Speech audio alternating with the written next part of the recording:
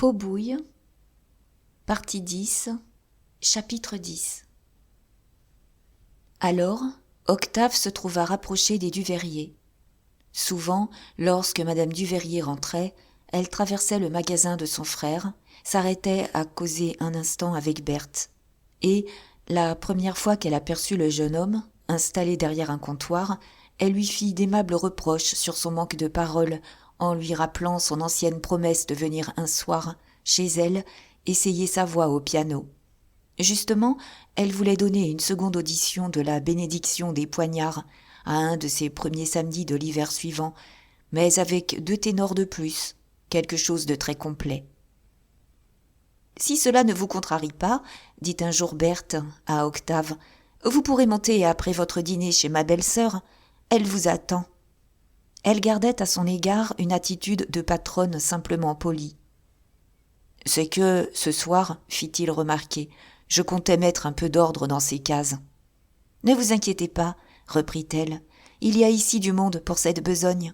Je vous donne votre soirée. » Vers 9h, Octave trouva madame Duveyrier qui l'attendait dans son grand salon blanc et or. Tout était prêt, le piano ouvert, les bougies allumées. Une lampe posée sur un guéridon, à côté de l'instrument, éclairait mal la pièce, dont une moitié restait obscure.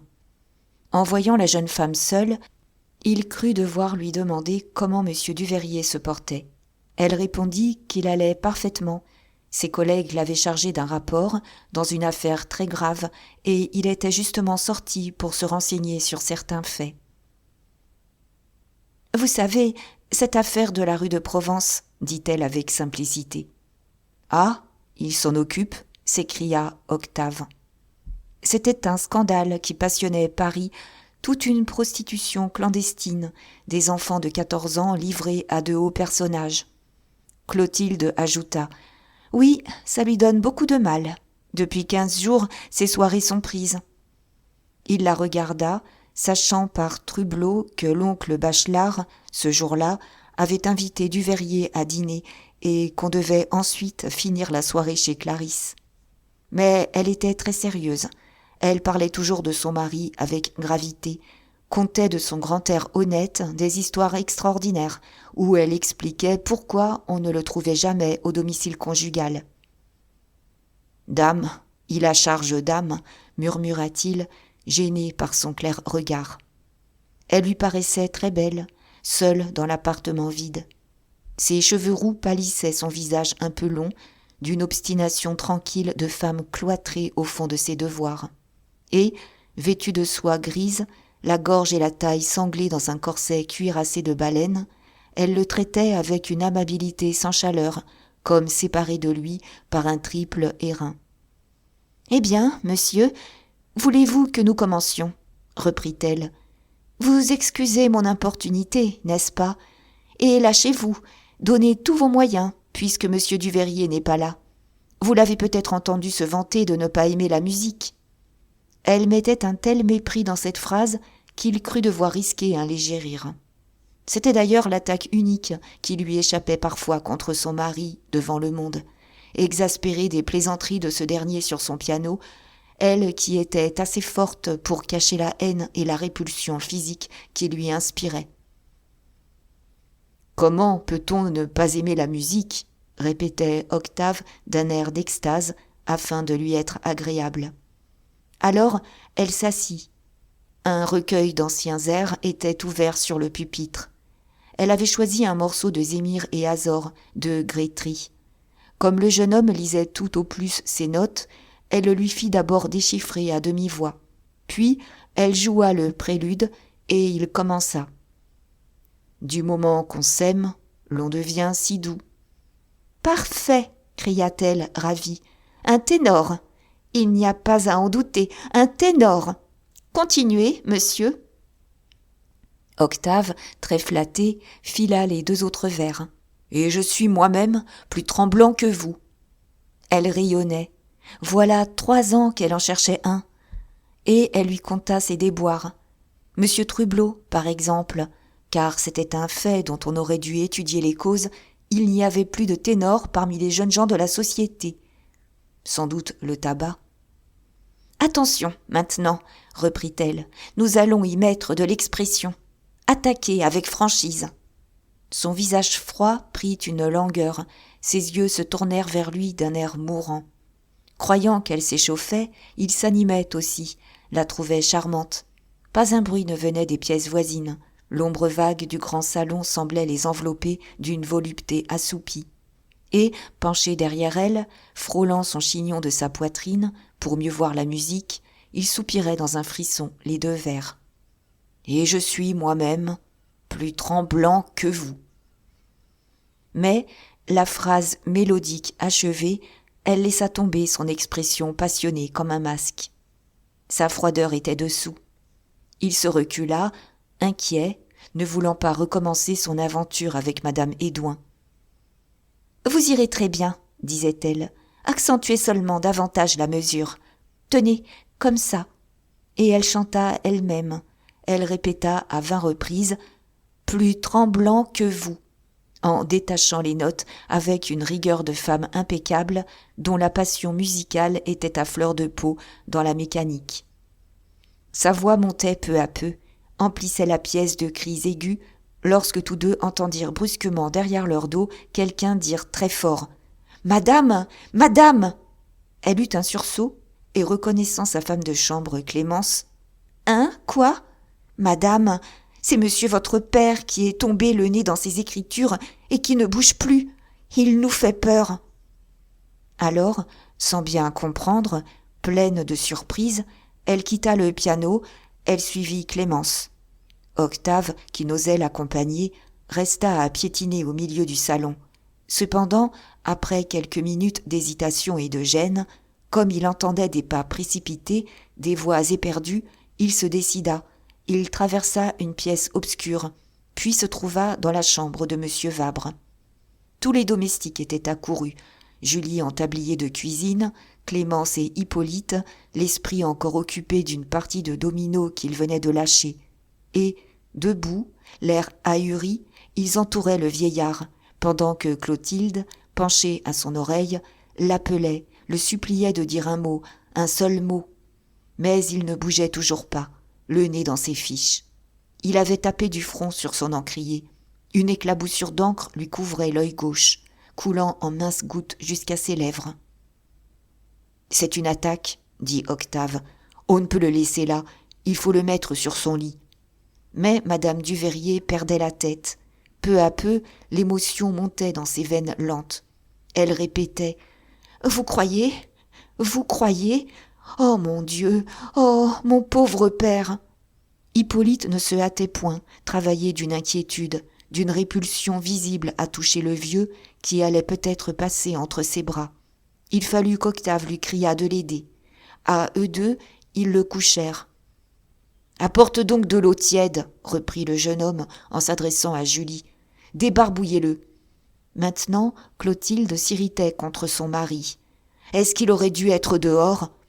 Qu'allait-elle devenir s'il arrivait un accident ? C'était comme un fait exprès, jamais il ne se trouvait à la maison quand on avait besoin de lui. Et Dieu savait cependant qu'on en avait rarement besoin. Octave l'interrompit pour lui conseiller d'envoyer chercher le docteur Juillerat. Personne n'y songeait. Hippolyte partit tout de suite, heureux de prendre l'air. « Me laisser seule, » continua Clotilde. « Moi, je ne sais pas. Il doit y avoir toutes sortes d'affaires à régler. Oh, mon pauvre père !»« Voulez-vous que je prévienne la famille ?» offrit Octave. « Je puis appeler vos deux frères, ce serait prudent. » Elle ne répondit pas. 2 grosses larmes gonflaient ses yeux pendant que Julie et Clémence tâchaient de déshabiller le vieillard. Puis, elle retint Octave. Son frère Auguste était absent, ayant ce soir-là un rendez-vous. Et quant à Théophile, il ferait bien de ne pas monter, car sa vue seule achèverait le père. Elle conta alors que celui-ci s'était présenté en face, chez ses enfants, pour toucher des termes arriérés. Mais il l'avait reçu brutalement, Valérie surtout, refusant de payer, réclamant la somme promise par lui lors de leur mariage. Et l'attaque venait sans aucun doute de cette scène, car il était rentré dans un état pitoyable. « Madame, fit remarquer Clémence, il a déjà un côté tout froid. » Ce fut, pour madame Duveyrier, un redoublement de colère. Elle ne parlait plus, de peur d'en trop dire en présence des bonnes. Son mari se moquait bien de leurs intérêts. Si elle avait seulement connu les lois, et elle ne pouvait tenir en place, elle marchait devant le lit. Octave, distrait par la vue des fiches, regardait l'appareil formidable dont elle couvrait la table. C'était dans une grande boîte de chêne des séries de cartons méticuleusement classés, toute une vie de travail imbécile. Au moment où il lisait sur un de ces cartons, Isidore Charbotel, salon de 1857, Atalante. Salon de 1859, le lion d'Androclès. Salon de 1861, portrait de Monsieur P. Clotilde se planta devant lui et dit à voix basse, résolument, « Allez le chercher !» Et, comme il s'étonnait, elle sembla, d'un haussement d'épaules, jeter de côté l'histoire du rapport sur l'affaire de la rue de Provence, un de ces éternels prétextes qu'elle inventait pour le monde. Dans son émotion, elle lâchait tout. « Vous savez, rue de la Cerisay, tous nos amis le savent. » Il voulut protester. « Je vous jure, madame, ne le défendez donc pas, reprit-elle. Je suis trop heureuse. Il peut y rester. Ah, mon Dieu, si ce n'était pas pour mon pauvre père. » Octave s'inclina. Julie était en train de débarbouiller l'œil de M. Vabre avec le coin d'une serviette. Mais l'encre séchait, l'éclaboussure demeurait dans la peau, marquée en taches livides. Madame Duveyrier recommanda de ne pas le frotter si fort, puis elle revint au jeune homme qui se trouvait déjà près de la porte. « Pas un mot à personne, » murmura-t-elle. « Il est inutile de bouleverser la maison. Prenez un fiacre, frappez là-bas, ramenez-le quand même. » Quand il fut parti, elle se laissa tomber sur une chaise, au chevet du malade. Il n'avait pas repris connaissance. Sa respiration seule, un souffle long et pénible, troublait le silence morne de la chambre. Alors, comme le médecin n'arrivait pas, se voyant seule avec les deux bonnes qui regardaient l'air effaré, elle éclata en gros sanglots dans une crise de profonde douleur. C'était au café anglais que l'oncle Bachelard avait invité Duveyrier, sans qu'on sût pourquoi, peut-être pour le plaisir de traiter un conseiller à la cour et de lui montrer comment on savait dépenser l'argent dans le commerce. Il avait amené en outre Trublot et Gueulin, 4 hommes et pas de femmes, car les femmes ne savent pas manger. Elles font du tort aux truffes, elles gâtent la digestion. Du reste, on connaissait l'oncle sur toute la ligne des boulevards pour ses dîners fastueux, quand un client tombait chez lui du fond de l'Inde ou du Brésil, des dîners à 300 francs par tête, dans lesquels il soutenait noblement l'honneur de la commission française. Une rage de dépenses le prenait. Il exigeait tout ce qu'il y avait de plus cher, des curiosités gastronomiques, même immangeables, des sterlets du Volga, des anguilles du Tibre, des grouses d'Écosse, des outardes de Suède, des pattes d'ours de la forêt noire, des bosses de bison d'Amérique, des navets de Teltow, des courgerons de Grèce. Et c'étaient encore des primeurs extraordinaires, des pêches en décembre et des perdreaux en juillet, puis un luxe de fleurs, d'argenterie, de cristaux, un service qui mettait le restaurant en l'air. Sans parler des vins, pour lesquels il faisait bouleverser la cave, réclamant des crus inconnus, n'estimant rien d'assez vieux, d'assez rare, rêvant des bouteilles uniques à 2 louis le verre. Ce soir-là, comme on se trouvait en été, saison où tout abonde, il avait eu du mal à enfler l'addition. Le menu, arrêté dès la veille, fut pourtant remarquable. Un potage crème d'asperges, puis des petites timbales à la Pompadour, 2 relevés, une truite à la genevoise et un filet de bœuf à la Chateaubriand. 2 entrées, des ortolans à la Lucullus et une salade d'écrevisses. Enfin, comme rôt, un cimier de chevreuil et comme légumes, des fonds d'artichaut à la jardinière, suivis d'un soufflé au chocolat et d'une sicilienne de fruits. C'était simple et grand, élargi d'ailleurs par un choix de vin vraiment royal. Madère vieux au potage, Château Fillot 58 au hors-d'œuvre, Johannisberg et Pichon Longueville au relevé, Château Laffitte 48 aux entrées, Sparling Moselle au rôti, Roederer frappé au dessert. Il regretta beaucoup une bouteille de Johannisberg, âgée de 105 ans, qu'on avait vendue 10 louis à un Turc 3 jours plus tôt. « Buvez donc, monsieur, répétait-il sans cesse à Duveyrier. Quand les vins sont bons, ils ne grisent pas. C'est comme la nourriture, elle ne fait jamais de mal si elle est délicate. » Lui, cependant, se surveillait. Ce jour-là, il posait pour l'homme bien. Une rose à la boutonnière, peignée et rasée, se retenant de casser la vaisselle, ainsi qu'il en avait l'habitude. Trublot et Gueulin mangeaient de tout.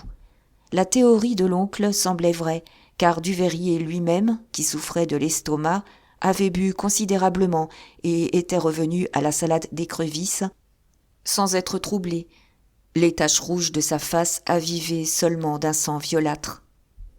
À 9 heures, le dîner durait encore. Les candélabres, dont une croisée ouverte effarait les flammes, allumaient les pièces d'argenterie et les cristaux. Et, au milieu de la débandade du couvert, 4 corbeilles de fleurs superbes se fanaient. Outre les 2 maîtres d'hôtel, il y avait derrière chaque convive un valet, spécialement chargé de veiller au pain, au vin, au changement des assiettes. Il faisait chaud, malgré l'air frais du boulevard. Une plénitude montait dans les épices fumantes des plats et dans l'odeur vanillée des grands crus. Alors, lorsqu'on eut apporté le café, avec des liqueurs et des cigares, et que tous les garçons se furent retirés, l'oncle Bachelard, se renversant tout d'un coup sur sa chaise, lâcha un soupir de satisfaction. « Ah !» déclara-t-il, « on est bien !» Trublot et Gueulin s'étaient également renversés, les bras ouverts. « Complet !» dit l'un. « Jusqu'aux yeux !» ajouta l'autre. Duveyrier, qui soufflait, hocha la tête et murmura « Oh, les écrevisses !» Tous 4, ils se regardèrent en ricanant. Ils avaient la peau tendue, la digestion lente et égoïste de 4 bourgeois qui venaient de s'emplir, à l'écart des ennuis de la famille. Ça coûtait très cher. Personne n'en avait mangé avec eux, aucune fille n'était là pour abuser de leur attendrissement, et ils se déboutonnaient, ils mettaient leur ventre sur la table. Les yeux à demi clos, ils évitèrent même d'abord de parler, absorbés chacun dans son plaisir solitaire. Puis, libres, tout en se félicitant qu'il n'y eût pas de femme, ils posèrent les coudes sur la nappe, rapprochèrent leurs visages allumés et ne causèrent que des femmes interminablement.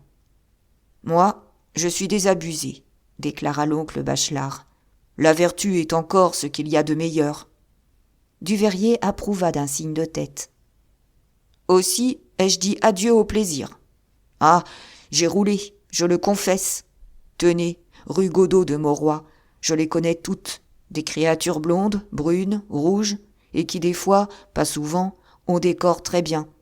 Puis il y a les sales coins, vous savez, des hôtels garnis à Montmartre, des bouts de ruelles noires dans mon quartier où l'on en rencontre d'étonnantes, très laides, avec des machines extraordinaires. »« Oh, les filles !» interrompit Trublot de son air supérieur. « Quelle blague !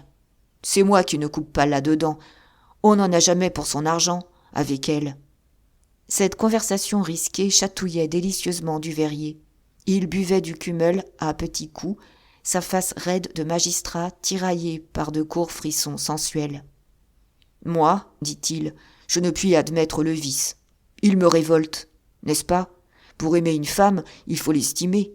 Ça me serait impossible d'approcher une de ces malheureuses, à moins, bien entendu, qu'elle ne témoignât du repentir, qu'on ne lui tirât de sa vie de désordre pour lui refaire une honnêteté. L'amour ne saurait avoir de plus noble mission. Enfin, une maîtresse honnête, vous m'entendez ? Alors, je ne dis pas, je suis sans force. »« Mais j'en ai eu, des maîtresses honnêtes, » cria Bachelard. « Elles sont encore plus assommantes que les autres. Et salopes, avec ça. Des gaillardes qui, derrière votre dos, font une noce à vous flanquer des maladies. Par exemple, ma dernière, une petite dame très bien, que j'avais rencontrée à la porte d'une église. Je lui loue, au terne, un commerce de mode, histoire de la poser. Pas une cliente, d'ailleurs. Eh bien, monsieur, vous me croirez si vous voulez, mais elle couchait avec toute la rue. » Gueulin ricanait, ses cheveux rouges plus hérissés que de coutume, le front en sueur sous ce flamboiement. Il murmura en suçant son cigare. Et l'autre, la grande de Passy, celle au magasin de bonbons. Et l'autre, celle en chambre, là-bas, avec ses trousseaux pour les orphelins. Et l'autre, la veuve du capitaine, rappelez-vous, qui montrait sur son ventre un coup de sabre. Toutes, l'oncle, toutes, elles se sont fichues de vous. Maintenant, n'est-ce pas, je puis vous le dire. Eh bien, j'ai dû me défendre, un soir, contre celle au coup de sabre. Elle voulait, mais moi, pas si bête. On ne sait jamais où ça vous mène, des femmes pareilles. Bachelard parut vexé. Il se remit, il pinça ses grosses paupières clignotantes. « Mon petit, tu peux toutes les prendre, j'ai mieux que ça. » Et il refusa de s'expliquer, heureux de la curiosité des autres.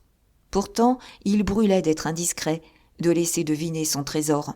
« Une jeune fille, dit-il enfin, mais une vraie, parole d'honneur. »« Pas possible, cria Trublot, on n'en fait plus. »« De bonne famille ?» demanda Duveyrier. « Tout ce qu'il y a de mieux comme famille, » affirma l'oncle. « Imaginez-vous quelque chose de bêtement chaste.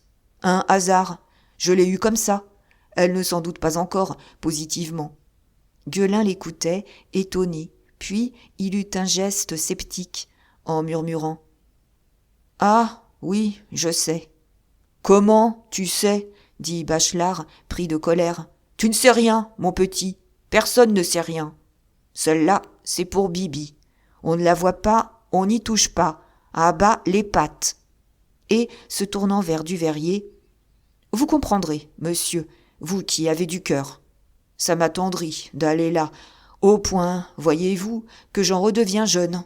Enfin, j'ai un coin gentil où je me repose de toutes ces roulures. Et, si vous saviez, c'est poli, c'est frais. Ça vous a une peau de fleur avec des épaules, des cuisses. Pas maigre du tout, monsieur, ronde et ferme comme des pêches. » Les taches rouges du conseiller saignaient dans le flot de sang qui gonflait son visage. Trublot et Gueulin regardaient l'oncle, et une envie de le gifler les prenait, à le voir avec son râtelier de dents trop blanches qui laissait couler des filets de salive aux deux coins de sa bouche. Comment, cette carcasse d'oncle, cette ruine des noces malpropres de Paris, dont le grand nez flambant tenait seul encore entre les chairs tombées des joues, avait quelque part une innocence en chambre, de la chair en bouton, qu'il salissait de ses anciens vices, embourgeoisé dans sa bonhomie de vieil ivrogne gâteux. Cependant, il s'attendrissait, il reprenait, en essuyant du bout de la langue les bords de son petit verre. Après tout, mon seul rêve est de la rendre heureuse, cette enfant. Mais voilà, le ventre pousse, je suis un papa pour elle. Parole d'honneur, si je trouve un garçon bien sage, je la lui donne. Oh, en mariage, pas autrement. Vous ferez deux heureux, murmura Duveyrier avec sensibilité. On commençait à étouffer dans les trois salons. Un verre de chartreuse renversé venait de poisser la nappe, toute noircie de la cendre des cigares. Ces messieurs avaient besoin d'air. « Voulez-vous la voir ?» demanda brusquement l'oncle en se levant. Ils se consultèrent du regard. Mon Dieu, oui, il voulait bien, si ça pouvait lui faire plaisir. Et, dans leur indifférence affectée, il y avait une satisfaction gourmande à l'idée d'aller achever le dessert, là-bas, chez la petite Duvieux. Duveyrier rappela seulement que Clarisse les attendait. Mais Bachelard, pâle et agité depuis sa proposition, jurait qu'on ne s'assoirait même pas. Ces messieurs la verraient, puis s'en iraient tout de suite, tout de suite. Ils descendirent et stationnèrent quelques minutes sur le boulevard, pendant qu'ils payaient. Gueulin, quand il reparut, affecta d'ignorer où demeurait la personne. « En route, l'oncle. De quel côté ?» Bachelard redevenait grave, torturé par son besoin vaniteux de montrer Fifi et par sa terreur de se la faire voler. Un instant, il regarda à gauche, il regarda à droite, d'un air inquiet.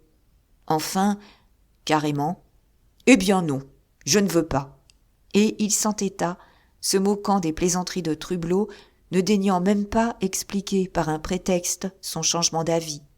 On dut se mettre en marche pour se rendre chez Clarisse.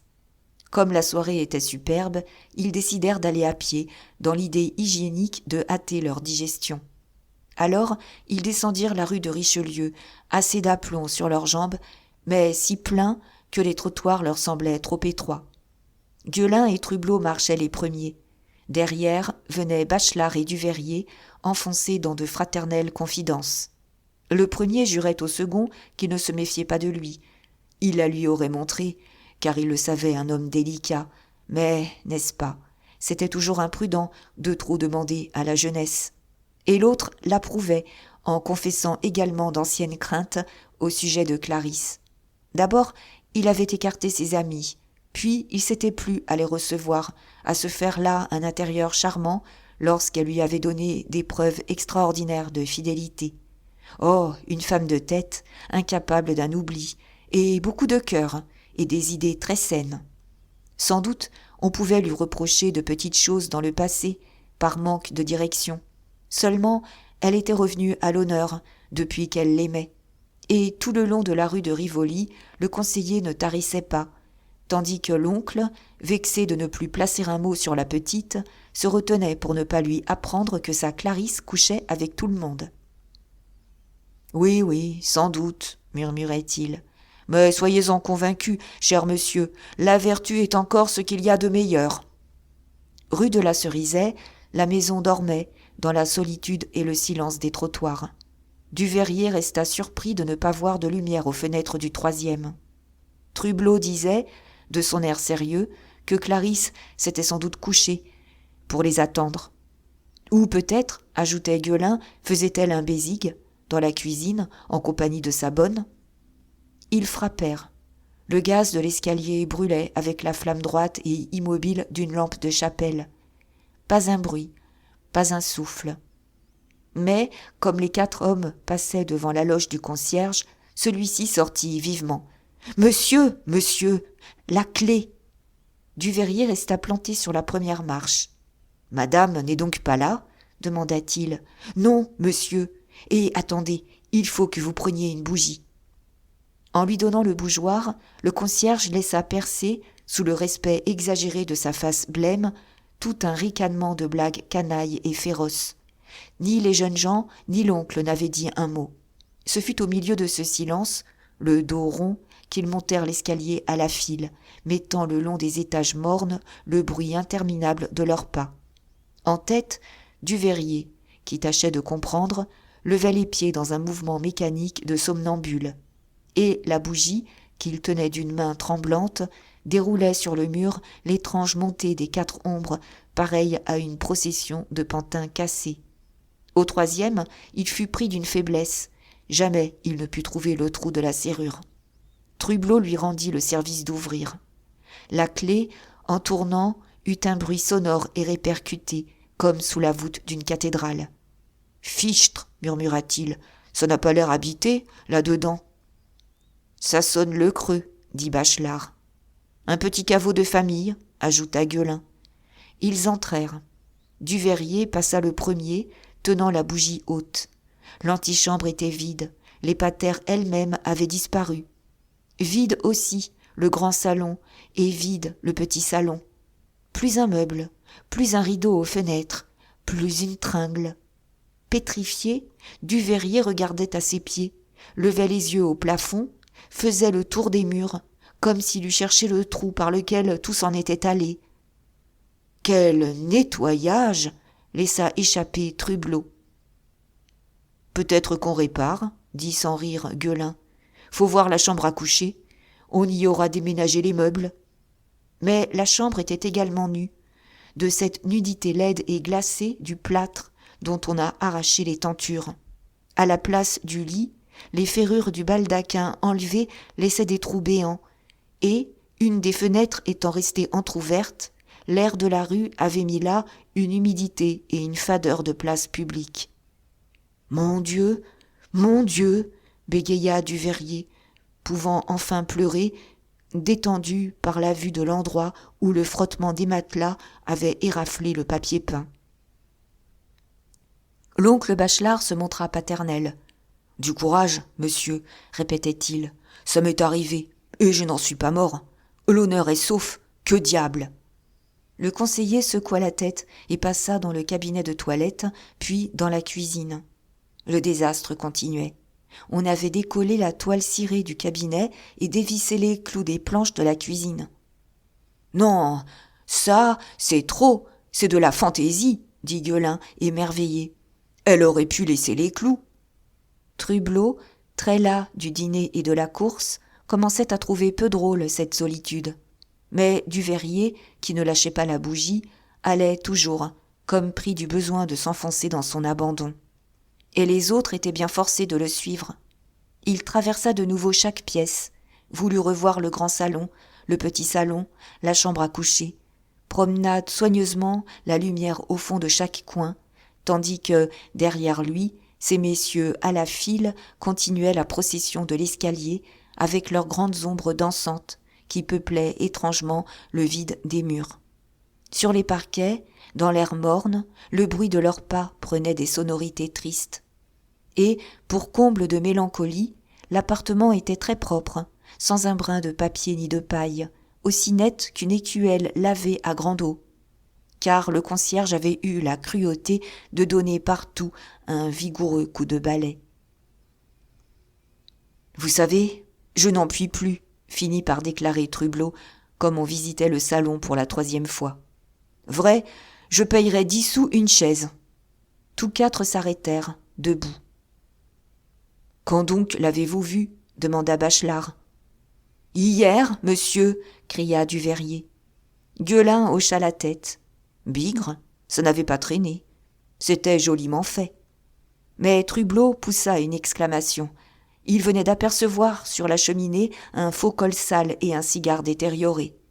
« Ne vous plaignez pas, dit-il en riant, elle vous a laissé un souvenir. C'est toujours ça. » Duveyrier regarda le faux col avec un brusque attendrissement. Puis il murmura. 25 000 francs de meubles. Il y en avait pour 25 000 francs. Eh bien, non, ce n'est pas eux que je regrette. Vous ne prenez pas le cigare, interrompit Trublot. Alors, si vous permettez, il est troué, mais en y collant un papier à cigarette. Il l'alluma à la bougie que le conseiller tenait toujours. Et, se laissant glisser le long d'un mur, tant pis, je m'assois un peu par terre. J'ai les jambes qui me rentrent dans le corps. Enfin, demanda Duveyrier, expliquez-moi où elle peut être. Bachelard et Gueulin se regardèrent. C'était délicat. Pourtant, l'oncle prit une décision virile et il conta tout au pauvre homme. Les farces de Clarisse, ses continuelles culbutes, les amants qu'elle ramassait derrière lui, à chacune de leurs soirées. Certainement, elle avait dû filer avec le dernier, le gros Payan, ce maçon dont une ville du Midi voulait faire un artiste. Duveyrier écoutait ces abominations d'un air d'horreur.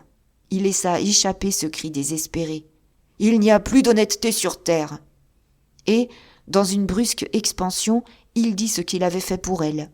Il parla de son âme, l'accusa d'ébranler sa foi aux meilleurs sentiments de l'existence, cachant naïvement sous cette douleur sentimentale le désarroi de ses gros appétits. Clarisse lui était devenue nécessaire. Mais il la retrouverait, dans le seul but de la faire rougir de son procédé, disait-il. Et pour voir si son cœur avait perdu toute noblesse. « Le sais donc, » cria Bachelard, que l'infortune du conseiller enchantait. « Elle vous jobardera encore. Il n'y a que la vertu, entendez-vous ? Prenez-moi une petite sans malice, innocente comme l'enfant qui vient de naître. Alors, il n'y a pas de danger, on dort tranquille. » Cependant, Trublot fumait contre le mur, les jambes allongées. Il se reposait gravement, on l'oubliait. « Si ça vous démange, je saurai l'adresse, dit-il. Je connais la bonne. » Duveyrier se retourna, étonné de cette voix qui sortait du plancher, et, quand il l'aperçut fumant tout ce qu'il restait de Clarisse, soufflant de gros nuages de fumée, où il croyait voir passer les 25 000 francs de meubles, il eut un geste de colère. Il répondit « Non, elle est indigne de moi. Il faut qu'elle me demande pardon à genoux. »« Tiens, la voilà qui revient, » dit Gueulin en prêtant l'oreille. En effet, quelqu'un marchait dans l'antichambre. Une voix disait « Eh bien, Qu'est-ce donc ? Ils sont tous morts ? Et ce fut Octave qui entra. Il était ahuri de ces pièces vides, de ces portes ouvertes. Mais sa stupéfaction grandit encore lorsqu'il vit, au milieu du salon nu, les 4 hommes, un à terre, 3 debout, éclairés seulement par la maigre bougie que le conseiller tenait comme un cierge. On le mit au courant d'un mot. « Pas possible !» cria-t-il. « On ne vous a donc rien dit, en bas ?» demanda Gueulin. « Mais non, le concierge m'a tranquillement regardé monter. »« Tiens, elle a filé ? Ça ne m'étonne pas. Elle avait des yeux et des cheveux si drôles. » Il demanda des détails, causa un instant, oubliant la triste nouvelle qu'il apportait. Puis, brusquement, il se tourna vers Duveyrier. « À propos, c'est votre femme qui m'envoie vous prendre. Votre beau-père se meurt. »« Ah !» dit simplement le conseiller. « Le père Vabre ?» murmura Bachelard. « Je m'y attendais. »« Bah, quand on est au bout de son rouleau, » fit remarquer philosophiquement Gueulin. « Oui, il vaut mieux s'en aller, » ajouta Trublot en train de coller une seconde feuille de papier à cigarette autour de son cigare. Ces messieurs, pourtant, se décidèrent à quitter l'appartement vide. Octave répétait qu'il s'était engagé sur l'honneur à ramener Duveyrier tout de suite, dans n'importe quel état. Ce dernier ferma la porte soigneusement, comme s'il avait laissé là ses tendresses mortes. Mais, en bas, il fut pris d'une honte. Trublot dut rendre la clé au concierge. Puis, sur le trottoir, il se fit un échange silencieux de fortes poignées de main. Et dès que le fiacre eut emporté Octave et Duveyrier, l'oncle Bachelard dit à Gueulin et à Trublot, restés dans la rue déserte. « Tonnerre de Dieu, il faut que je vous la montre. » Il piétinait depuis un instant, très excité par le désespoir de ce grand serin de conseiller, crevant de son bonheur à lui, de ce bonheur qu'il croyait dû à sa profonde malice et qu'il ne pouvait plus contenir. « Vous savez, l'oncle, dit Gueulin, si c'est encore pour nous mener à la porte et nous lâcher... Non, tonnerre de Dieu, vous allez la voir, ça me fera plaisir. Il a beau être près de minuit, elle se lèvera si elle est couchée. Vous savez, elle est fille d'un capitaine, le capitaine Menu, et elle a une tante très bien, née à Villeneuve, près de Lille, parole d'honneur. On peut aller demander des renseignements chez messieurs Mardienne, frères, rue Saint-Sulpice. »« Ah, tonnerre de Dieu, nous avons besoin de ça, vous allez voir ce que c'est que la vertu. » Et il prit leurs bras, Gueulin à sa droite, Trublot à sa gauche, allongeant le pas, en quête d'une voiture pour arriver plus vite. Cependant, dans le fiacre, Octave avait brièvement raconté l'attaque de M. Vabre, sans cacher que Mme Duveyrier connaissait l'adresse de la rue de la Cerisaie. Au bout d'un silence, le conseiller demanda d'une voix dolente. « Croyez-vous qu'elle me pardonne ?» Octave resta muet. Le fiacre roulait toujours, empli d'obscurité, traversé par moments d'un rayon de gaz. Comme ils arrivaient, Duveyrier, torturé d'angoisse, posa une nouvelle question. « N'est-ce pas ? Ce que j'ai de mieux à faire est encore de me remettre avec ma femme en attendant. »« Ce serait peut-être raisonnable, » dit le jeune homme, forcé de répondre. Alors Duveyrier sentit la nécessité de regretter son beau-père. C'était un homme bien intelligent, une puissance de travail incroyable. D'ailleurs, on allait sans doute pouvoir encore le tirer de là. Rue de Choiseul, ils trouvèrent la porte de la maison ouverte et ils tombèrent sur un groupe, planté devant la loge de M. Gourre. Julie, descendue pour courir chez le pharmacien, s'emportait contre les bourgeois qui se laissent crever entre eux quand ils sont malades. C'était bon aux ouvriers de se porter du bouillon et de se faire chauffer des serviettes. Depuis 2 heures qu'il râlait là-haut, le vieux aurait pu avaler 20 fois sa langue sans que ses enfants eussent pris seulement la peine de lui mettre un morceau de sucre dans le gosier. Des cœurs secs, disait M. Gourre, des gens qui ne savaient pas se servir de leurs 10 doigts, qui se seraient crus déshonorés s'ils avaient donné un lavement à un père. Tandis qu'Hippolyte, renchérissant encore, racontait la tête de madame, là-haut, son air bête, ses bras ballants en face de ce pauvre monsieur, autour duquel les domestiques se bousculaient. Mais tous se turent lorsqu'ils aperçurent Duveyrier. « Eh bien ?» demanda celui-ci. Le médecin pose des sinapismes à monsieur, répondit Hippolyte. Oh, j'ai eu une peine pour le trouver. En haut, dans le salon, madame Duveyrier vint à leur rencontre. Elle avait beaucoup pleuré, ses regards brillaient sous ses paupières rougies. Le conseiller ouvrit les bras, plein de gêne, et il l'embrassa en murmurant « Ma pauvre Clotilde !» Surprise de cette effusion inaccoutumée, elle recula. Octave était demeuré en arrière, mais il entendit le mari ajouter à voix basse « Pardonne-moi, oublions nos torts dans cette triste circonstance. Tu le vois, je te reviens, et pour toujours. Ah, je suis bien punie. » Elle ne répondit rien, se dégagea. Puis, reprenant devant Octave son attitude de femme qui veut ignorer, « Je ne vous aurais pas dérangé, mon ami, car je sais combien cette enquête sur l'affaire de la rue de Provence est pressée. Mais je me suis vue seule, j'ai senti votre présence nécessaire. Mon pauvre père est perdu.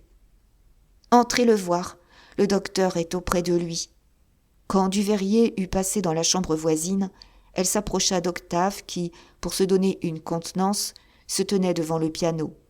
L'instrument était resté ouvert, le morceau de Zémire et Azor se trouvait encore sur le pupitre, et il affectait de le déchiffrer. La lampe n'éclairait toujours de sa lumière douce qu'un angle de la vaste pièce. Madame Duveyrier regarda un instant le jeune homme sans parler, tourmentée d'une inquiétude qui finit par le jeter hors de sa réserve habituelle. « Il était là-bas ?» demanda-t-elle d'une voix brève. « Oui, madame. »« Alors, quoi donc? Qu'y a-t-il ?»« Cette personne, madame, l'a lâché en emportant les meubles. Je l'ai trouvé entre les 4 murs avec une bougie. » Clotilde eut un geste désespéré. Elle comprenait. Sur son beau visage parut une expression de répugnance et de découragement. Ce n'était pas assez de perdre son père, il fallait encore que ce malheur servît de prétexte à un rapprochement avec son mari. Elle le connaissait bien, il serait toujours sur elle, maintenant que plus rien au dehors ne la protégerait. Et, dans son respect de tous les devoirs, elle tremblait de ne pouvoir se refuser à l'abominable corvée. Un instant, elle contempla le piano. De grosses larmes lui remontaient aux yeux.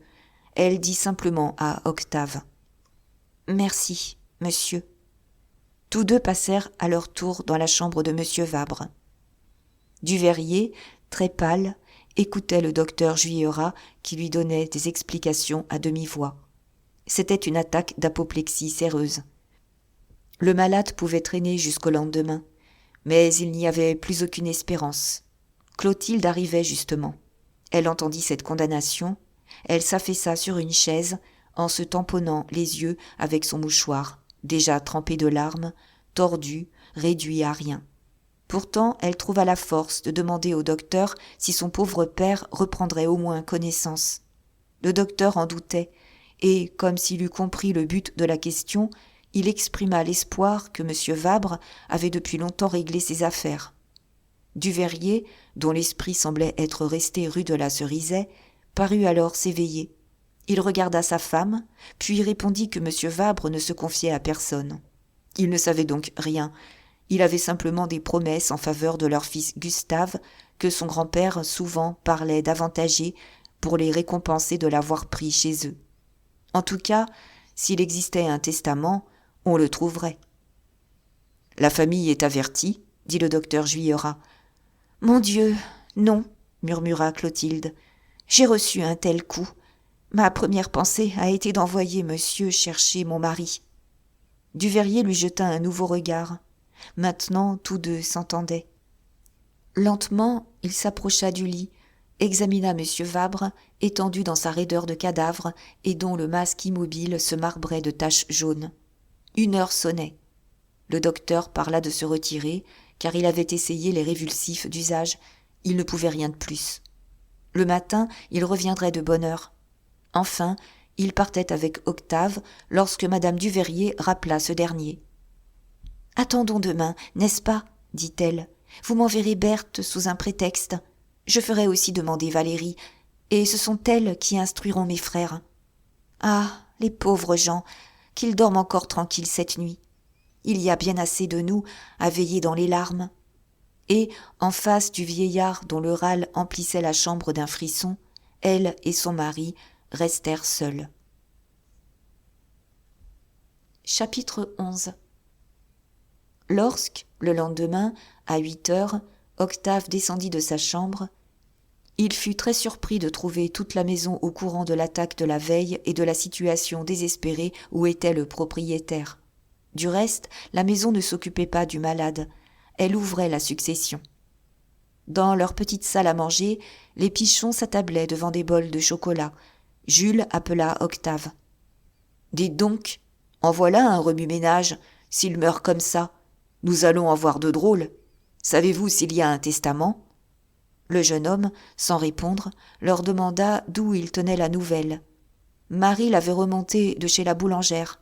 D'ailleurs, ça filtrait d'étage en étage, et jusqu'au bout de la rue, par les bonnes. Puis, après avoir allongé une tape à Lilith, qui lavait ses doigts dans le chocolat, la jeune femme dit à son tour « Ah, tout cet argent, s'il songeait seulement à nous laisser un sou par pièce de 100 sous, mais il n'y a pas de danger. » Et, comme Octave les quittait, elle ajouta « J'ai fini vos livres, monsieur Mouret. Veuillez les reprendre, n'est-ce pas ?» Il descendait vivement, inquiet, se souvenant d'avoir promis à madame Duveyrier de lui envoyer Berthe avant toute indiscrétion, lorsque, au 3e, il tomba sur Campardon qui sortait. « Eh bien, dit ce dernier, votre patron hérite. Je me suis laissé compter que le vieux a près de 600 000 francs, plus cet immeuble. Dame, il ne dépensait rien chez les Duveyrier, et il lui restait pas mal sur son magot de Versailles, sans compter les 20 et quelques 1000 francs des loyers de la maison. Hein ? Un fameux gâteau à se partager, quand on est 3 seulement. » Tout en causant ainsi, ils continuaient de descendre, derrière Octave. Mais, au second, ils rencontrèrent madame Juser, qui revenait de voir ce que sa petite bonne Louise pouvait bien faire le matin à perdre plus d'1 heure pour apporter 4 sous de lait. Elle entra naturellement dans la conversation, très au courant. « On ne sait pas comment il a réglé ses affaires, » murmura-t-elle de son air doux. « Il y aura peut-être des histoires. »« Ah, bien, » dit gaiement l'architecte, « je voudrais être à leur place. Ça ne traînerait pas. On fait 3 parts égales. Chacun prend la sienne, et bonjour, bonsoir. » Madame Juser se pencha, leva la tête, s'assura de la solitude de l'escalier. Enfin, baissant la voix, « Et s'ils ne trouvaient pas ce qu'ils attendent ? » Des bruits circulent. L'architecte écarquillait les yeux, puis il haussa les épaules. « Allons donc, des fables. Le père Vabre était un vieil avare qui mettait ses économies dans des bas de laine. » Et il s'en alla parce qu'il avait un rendez-vous à Saint-Roch avec l'abbé Mauduit. « Ma femme se plaint de vous, » dit-il à Octave en se retournant après avoir descendu 3 marches. « Entrez donc causer de temps à autre. » Madame Juser retenait le jeune homme. « Et moi, comme vous me négligez, je croyais que vous m'aimiez un peu. Quand vous viendrez, je vous ferai goûter une liqueur des îles. Oh, quelque chose de délicieux. » Et il promit. Il se hâta de gagner le vestibule. Mais avant d'arriver à la petite porte du magasin, ouvrant sous la voûte, il dut encore traverser tout un groupe de bonnes. Celle-là distribuait la fortune du moribond. Tant pour madame Clotilde, tant pour monsieur Auguste, tant pour monsieur Théophile. Clémence disait des chiffres carrément. Elle les connaissait bien, car elle les tenait d'Hippolyte, lequel avait vu l'argent dans un meuble. Julie, pourtant, les discutait. Lisa racontait comment son premier maître, un vieux monsieur, l'avait floué, en crevant sans même lui laisser son linge sale. Tandis que, les bras ballants, la bouche ouverte, Adèle écoutait ces histoires d'héritage qui faisaient crouler devant elle des piles gigantesques de pièces de 100 sous. Et, sur le trottoir, l'air solennel, Monsieur Gourd causait avec le papetier d'en face. Pour lui, le propriétaire n'était même plus. « Moi, ce qui m'intéresse, disait-il, c'est de savoir qui prend la maison. Ils ont tout partagé, très bien, mais la maison, ils ne peuvent pas la couper en 3. » Octave enfin entra dans le magasin. La première personne qu'il vit, assise devant la caisse, fut madame Josserand, déjà coiffée, frottée, sanglée, sous les armes. Près d'elle, Berthe, descendue sans doute à la hâte, dans le négligé charmant d'un peignoir, paraissait très animée. Mais elles se turent en l'apercevant. La mère le regarda d'un air terrible. « Alors, monsieur, dit-elle, c'est ainsi que vous aimez la maison ? Vous entrez dans les complots des ennemis de ma fille ?» Il voulut se défendre, expliquer les faits. Mais elle lui fermait la bouche. Elle l'accusait d'avoir passé la nuit, avec les Duveyrier, à chercher le testament pour y introduire des choses. Et, comme il riait, en demandant quel intérêt il aurait eu à cela, elle reprit. « Votre intérêt ? Votre intérêt ! Bref, monsieur, vous deviez accourir nous prévenir, puisque Dieu voulait bien vous rendre témoin de l'accident. Quand on pense que, sans moi, ma fille ne saurait rien encore.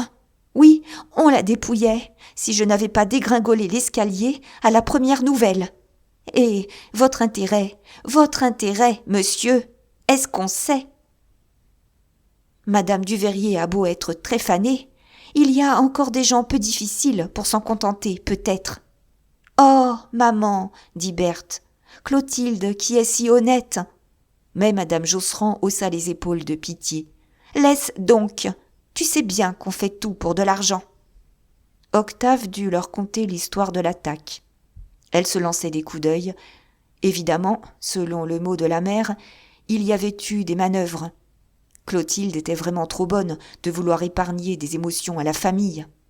Enfin, elles laissèrent le jeune homme se mettre au travail, tout en gardant des doutes sur son rôle dans l'affaire. Leur explication vive continuait.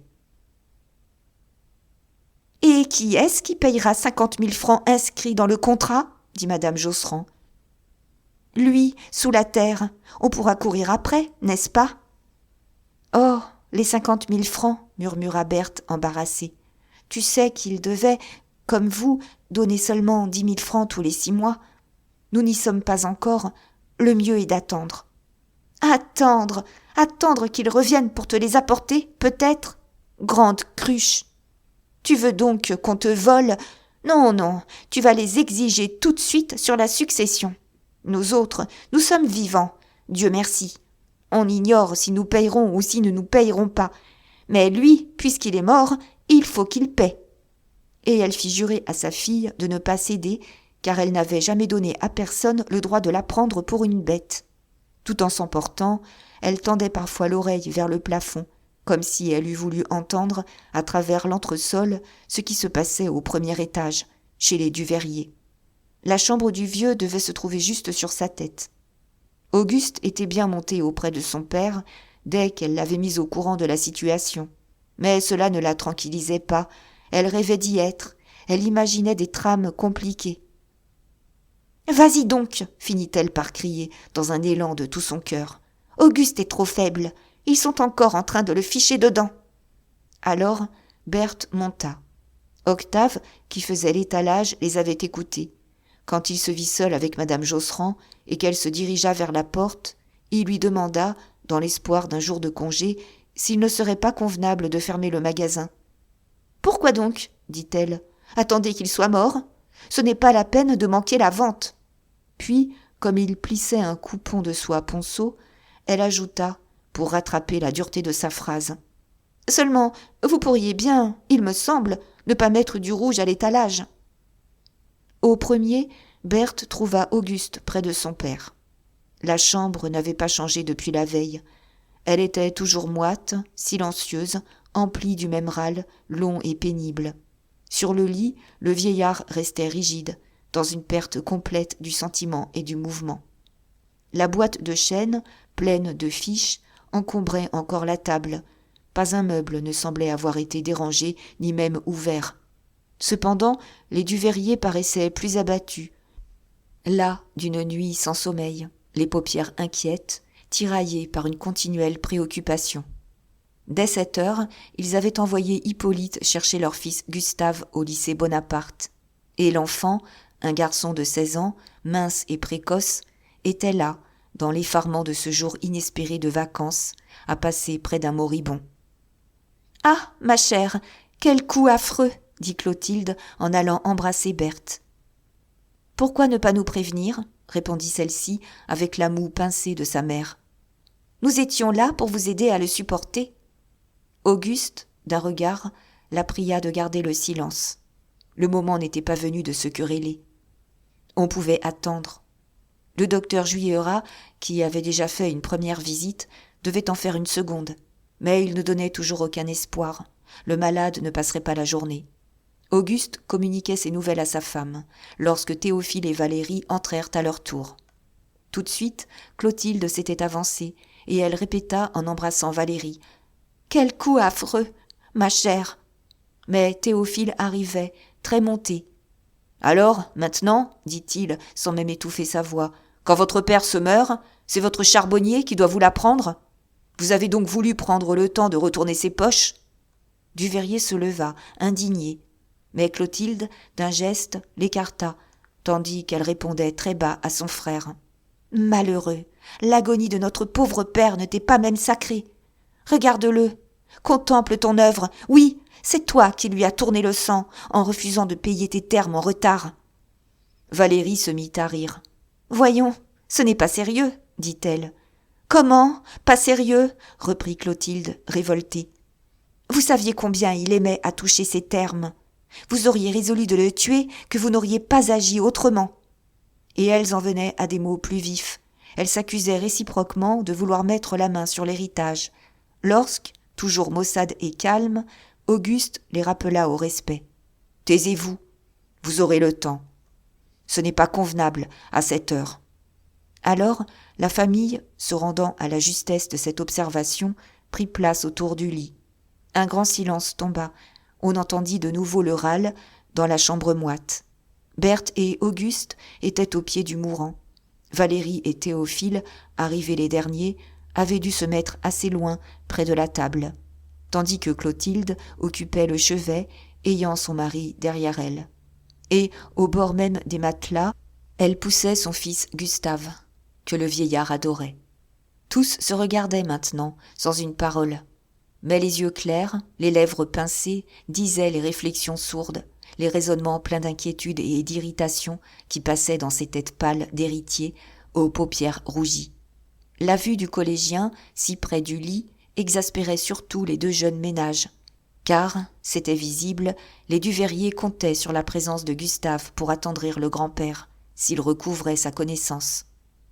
Même cette manœuvre était une preuve qu'il ne devait pas exister de testament, et les regards des Vabre allaient furtivement à un vieux coffre-fort, la caisse de l'ancien notaire, qu'il avait apporté de Versailles et fait sceller dans un coin de sa chambre.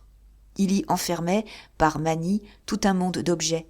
Sans doute les Duverrier s'étaient empressés de fouiller cette caisse pendant la nuit.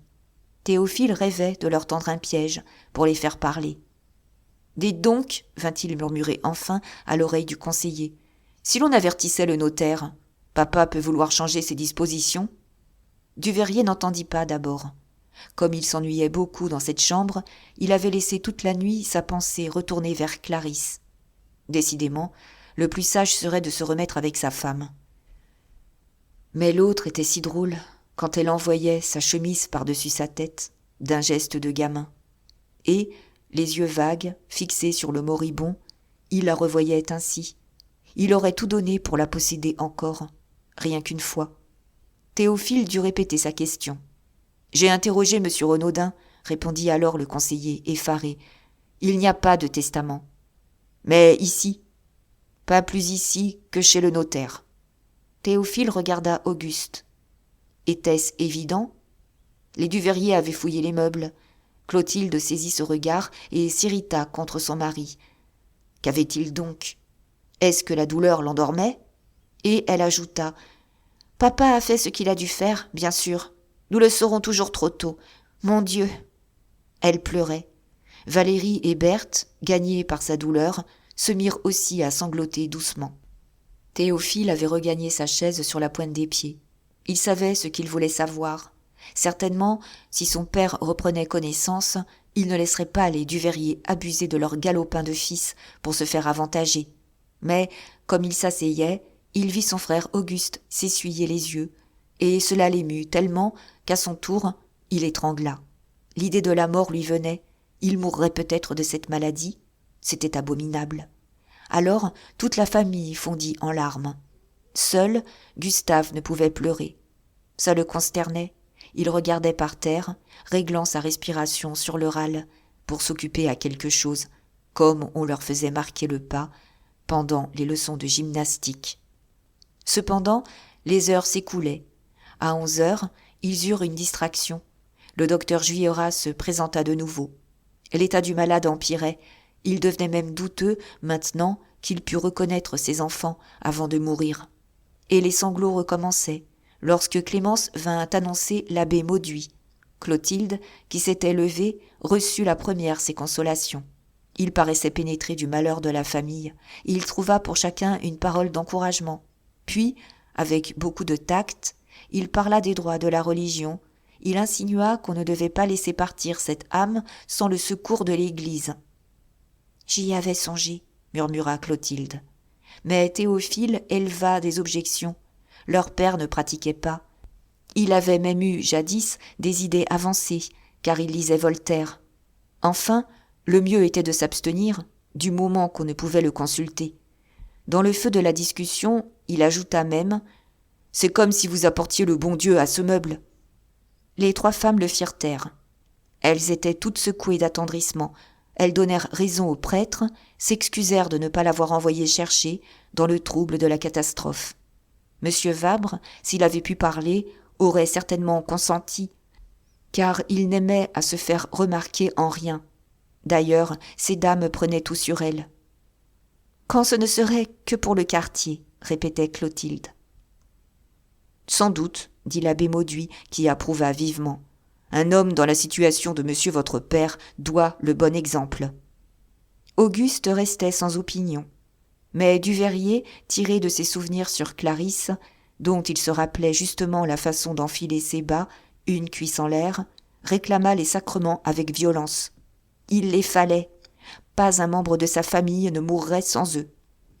Le docteur Juillerat, qui s'était écarté par discrétion, évitant même de laisser percer son dédain de libre penseur, s'approcha alors du prêtre et lui dit tout bas, familièrement, comme à un collègue, souvent rencontré dans des occasions pareilles. « Ça presse, dépêchez-vous. » Le prêtre se hâta de partir. Il annonçait qu'il apporterait la communion et l'extrême onction pour parer aux éventualités. Et Théophile, avec son entêtement, murmura « Ah bien, si, maintenant, ils font communier les morts malgré eux !»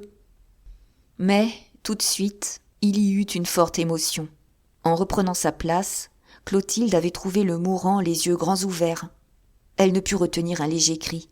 La famille accourut, et les yeux du vieillard, lentement, firent le tour du cercle, sans que la tête remuât.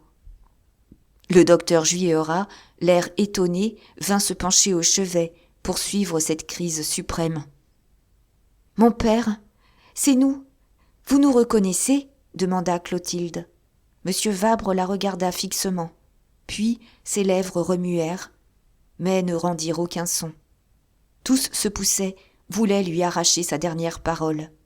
Valérie, placée derrière, forcée de se hausser sur les pieds, dit avec aigreur « Vous l'étouffez, écartez-vous donc. S'il désirait quelque chose, on ne pourrait pas savoir. » Les autres durent s'écarter. En effet, les yeux de monsieur Vabre fouinaient la chambre. « Il désire quelque chose, c'est certain, » murmura Berthe. « Voici Gustave, » répétait Clotilde. « Vous le voyez, n'est-ce pas? Il est sorti pour vous embrasser. Embrasse ton grand-père, mon petit. » Comme l'enfant, effrayé, reculait, elle le maintenait d'un bras. Elle attendait un sourire sur la face décomposée du moribond. Mais Auguste, qui étudiait la direction de ses yeux, déclara qu'il regardait la table. Sans doute, il voulait écrire. Ce fut un saisissement. Tous s'empressèrent. On apporta la table, on chercha du papier, l'encrier, une plume. Enfin, on le souleva, on l'adossa contre 3 oreillers. Le docteur autorisait ces choses d'un simple clignement de paupières. « Donnez-lui la plume, » disait Clotilde frémissante, sans lâcher Gustave qu'elle présentait toujours. Alors, il y eut une minute solennelle. La famille, serrée autour du lit, attendait. Monsieur Vabre, qui semblait ne reconnaître personne, avait laissé échapper la plume de ses doigts. Un instant, il promena les yeux sur la table où se trouvait la boîte de chêne pleine de fiches. Puis, Glissé des oreillers, tombé en avant comme un chiffon, il allongea le bras par un suprême effort. Et, la main dans les fiches, il se mit à patauger avec le geste d'un bébé heureux qui pétrit quelque chose de sale. Il rayonnait, il voulait parler, mais il ne bégayait qu'une syllabe, toujours la même. Une de ces syllabes où les enfants au maillot mettent un monde de sensations. Ga, ga, ga, ga. C'était au travail de sa vie, à sa grande étude de statistique, qu'il disait adieu. Brusquement, sa tête roula. Il était mort. « Je m'en doutais », murmura le docteur, qui prit le soin de l'allonger et de lui fermer les yeux en voyant l'effarement de la famille. Était-ce possible ? Auguste avait emporté la table, tous restaient muets et glacés. Bientôt, les sanglots éclatèrent. Mon Dieu, puisqu'il n'y avait plus rien à espérer, on arriverait quand même à se partager la fortune. Et Clotilde, après s'être empressée de renvoyer Gustave pour lui éviter l'affreux spectacle, pleurait sans force, la tête appuyée contre l'épaule de Berthe, qui sanglotait, ainsi que Valérie. Devant la fenêtre, Théophile et Auguste se frottaient rudement les yeux. Mais Duveyrier, surtout, montrait un désespoir extraordinaire, étouffait de gros sanglots dans son mouchoir. Non, décidément, il ne pouvait vivre sans Clarisse. Il aimait mieux mourir tout de suite, comme celui-là, et le regret de sa maîtresse tombant au milieu de ce deuil le secouait d'une amertume immense. « Madame, vint annoncer Clémence, ce sont les sacrements. » Sur le seuil parut l'abbé Mauduit. Derrière son épaule, on apercevait la tête curieuse d'un enfant de chœur. Il vit les sanglots, questionna d'un coup d'œil le médecin, qui ouvrit les bras comme pour déclarer que ce n'était pas sa faute. Et l'abbé, après avoir balbutié des prières, s'en alla d'un air de gêne, en remportant le bon Dieu. « C'est mauvais signe, » disait Clémence aux autres domestiques réunis à la porte de l'antichambre. « On ne dérange pas le bon Dieu pour rien. Vous verrez qu'il reviendra dans la maison avant 1 an. » Les obsèques de M. Vabre eurent lieu seulement le surlendemain. Duveyrier avait quand même ajouté aux lettres de faire-part les mots « munis des sacrements de l'Église ». Comme le magasin était fermé, Octave se trouvait libre. Ce congé le ravissait, car depuis longtemps il désirait ranger sa chambre, changer des meubles de place, mettre ses quelques livres dans une petite bibliothèque, achetée d'occasion. Il s'était levé plus tôt que de coutume. Il achevait son rangement vers 8 heures, le matin du convoi, lorsque Marie frappa. Elle lui rapportait un paquet de livres. « Puisque vous ne venez pas les chercher, dit-elle, il faut bien que je me donne la peine de vous les rendre. » Mais elle refusa d'entrer, rougissant, choquée à l'idée d'être chez un jeune homme. Leur relation, d'ailleurs, avait complètement cessé, d'une façon toute naturelle, parce qu'il n'était plus retourné la prendre. Et elle restait aussi tendre avec lui, le saluait toujours d'un sourire quand elle le rencontrait. Octave était très gai ce matin-là. Il voulut la taquiner. « Alors, c'est Jules qui vous défend d'entrer chez moi ?» répétait-il. « Comment êtes-vous avec Jules, maintenant ? Est-il aimable ?»« Oui, vous m'entendez bien. Répondez donc !» Elle riait, elle ne se scandalisait pas. « Pardi, quand vous l'emmenez, vous lui payez du vermouth en lui racontant des choses qui le font rentrer comme un fou. Oh, il est trop aimable. Vous savez, je n'en demande pas tant. Mais j'aime mieux que ça se passe chez moi qu'autre part, bien sûr. » Elle redevint sérieuse et ajouta « Tenez, je vous rapporte votre Balzac. Je n'ai pas pu le finir. C'est trop triste. Il n'a que des choses désagréables à vous dire, ce monsieur-là. » Et elle lui demanda des histoires où il y eut beaucoup d'amour, avec des aventures et des voyages dans des pays étrangers. Puis, elle parla de l'enterrement. Elle irait à l'église. Jules pousserait jusqu'au cimetière. Jamais elle n'avait eu peur des morts. À 12 ans, elle était restée une nuit entière près d'un oncle et d'une tante, emportée par la même fièvre. Jules, au contraire, détestait causer des morts, à ce point que, depuis la veille, il lui avait défendu de parler du propriétaire, étendu sur le dos, en bas. Mais elle ne trouvait rien à dire, en dehors de cette conversation. Lui non plus, si bien qu'ils n'échangeaient pas 10 mots par heure, tout en pensant continuellement au pauvre monsieur. Ça devenait ennuyeux. Elle serait contente pour Jules quand on l'emporterait. Et heureuse d'en pouvoir parler à l'aise, satisfaisant son goût, elle accabla le jeune homme de questions. L'avait-il vu? Était-il beaucoup changé? Devait-elle croire ce qu'on racontait, un abominable accident pendant la mise en bière? Quant à la famille, ne décousait-elle pas les matelas pour fouiner partout? Tant d'histoires circulaient, dans une maison comme la leur, où galopait une débandade de bonnes. La mort était la mort, on ne s'occupait que de ça. « Vous me fourrez encore un Balzac, reprit-elle, en regardant les livres qu'il lui prêtait de nouveau. Non, reprenez-le, ça ressemble trop à la vie. Comme elle lui tendait le volume, il la saisit par le poignet et voulut la tirer dans la chambre. Elle l'amusait, avec sa curiosité de la mort. Elle lui paraissait drôle, plus vivante, tout d'un coup désirable. Mais elle comprit, devint très rouge, puis se dégagea, se sauva, en disant « Merci, monsieur Mouret. À tout à l'heure, au convoi. » Lorsque Octave fut habillé, il se rappela sa promesse d'aller voir madame Campardon. Il avait de grandes heures devant lui, le convoi étant pour 11 heures, et il songea à utiliser sa matinée en faisant quelques visites dans la maison. Rose le reçut au lit. Il s'excusait, craignait de la déranger, mais elle-même l'appela. On le voyait si peu. Elle se disait si heureuse d'avoir une distraction. « Ah, tenez, mon cher enfant, déclara-t-elle tout de suite. C'est moi qui devrais être en bas, cloué entre 4 planches. » Oui, le propriétaire était bien heureux. Il en avait fini avec l'existence. Et comme Octave, étonné de la trouver en proie à une telle mélancolie, lui demandait si elle allait plus mal. « Non, merci. C'est toujours la même chose. Seulement, il y a des fois où j'en ai assez. Achille a dû se faire dresser un lit dans son cabinet de travail parce que ça m'agaçait la nuit quand il remuait. Et vous savez que Gasparine, sur nos prières, s'est décidée à quitter le magasin. Je lui en suis bien reconnaissante. Elle me soigne avec une telle tendresse. Mon Dieu, je ne vivrai plus sans toutes ces bonnes affections qui se serrent autour de moi. » Justement, Gasparine, de son air soumis de parente pauvre, tombée au rôle de domestique, lui apportait son café. Elle l'aida à se soulever, l'adossa contre des coussins, la servit sur une petite planche recouverte d'une serviette. Et Rose, dans sa camisole brodée, au milieu des linges garnis de dentelle, mangea d'un gros appétit. Elle était toute fraîche, rajeunie, encore, très jolie, avec sa peau blanche et ses petits cheveux blonds ébouriffés. « Oh, l'estomac va bien. Ce n'est pas l'estomac qui est malade, » répétait-elle en trempant ses tartines.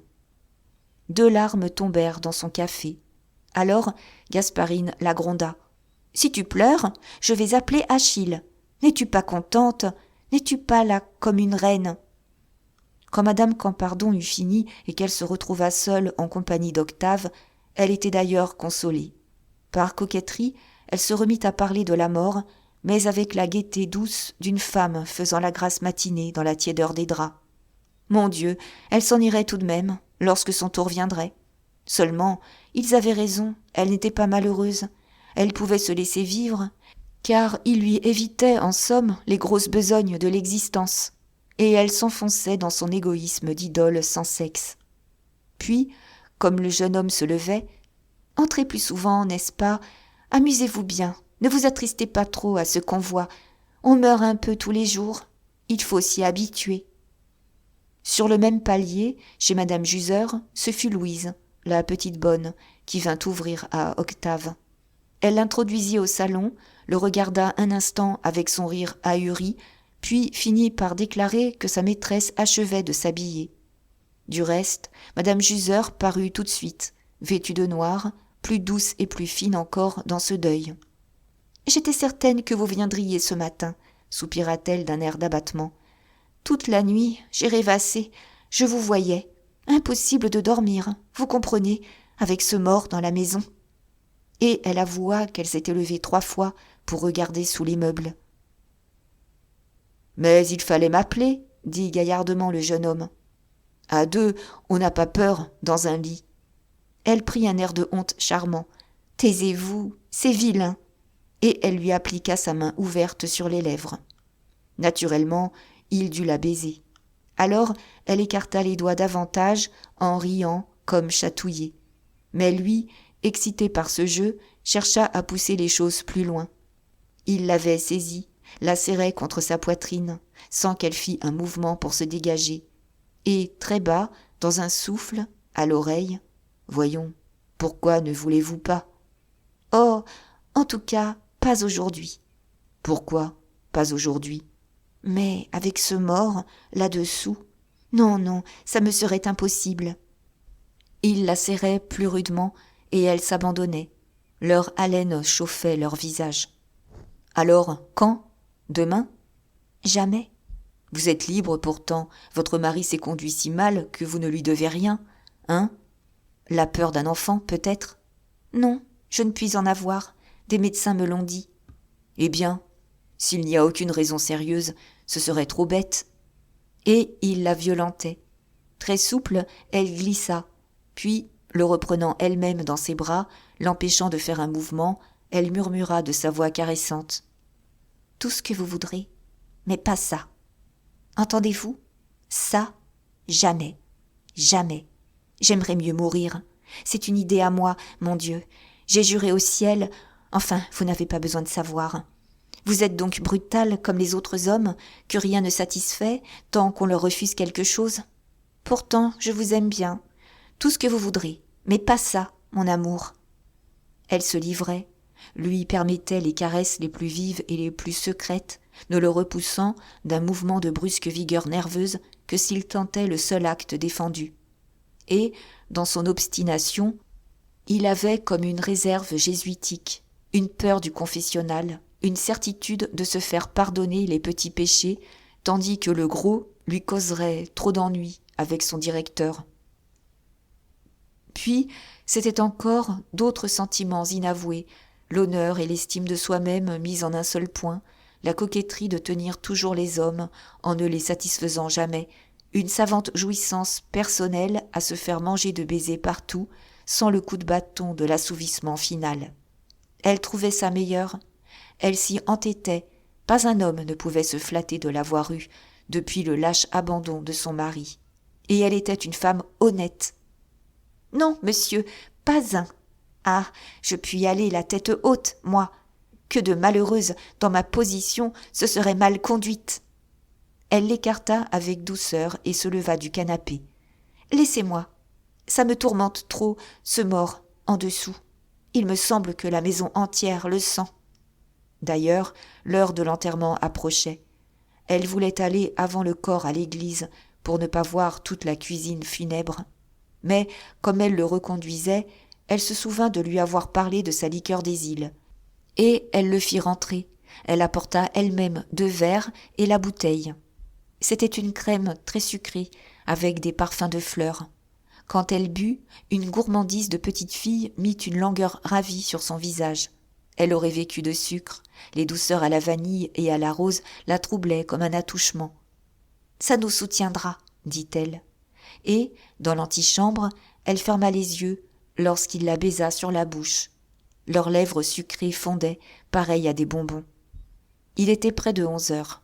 Le corps n'avait pu être descendu pour l'exposition car les ouvriers des pompes funèbres, après s'être oubliés chez un marchand de vin du voisinage, n'en finissaient plus de poser les tentures.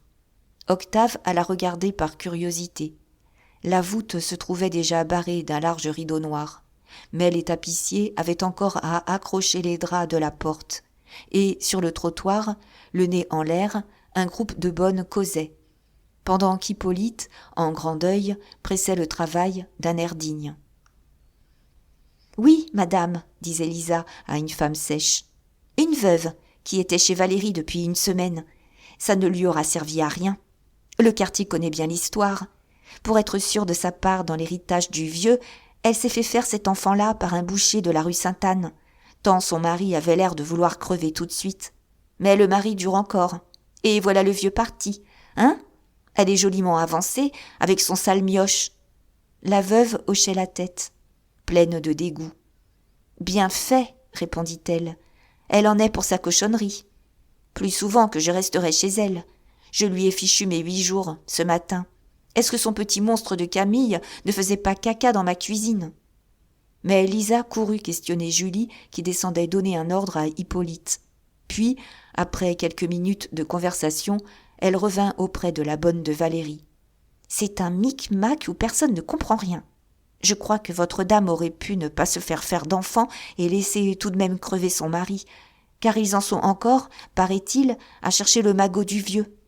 La cuisinière dit qu'ils ont des figures là-dedans, enfin, des figures de gens qui se ficheront des claques avant ce soir. » Adèle arrivait, avec 4 sous de beurre sous son tablier, Madame Josserand lui ayant recommandé de ne jamais montrer les provisions. Lisa voulut voir, puis la traita furieusement de dinde. Est-ce qu'on descendait pour 4 sous de beurre ? Ah bien, c'est elle qui aurait forcé ses pingres à la mieux nourrir. Ou elle se serait nourrie avant eux. Oui, sur le beurre, sur le sucre, sur la viande, sur tout. Depuis quelque temps, les autres bonnes poussaient ainsi Adèle à la révolte.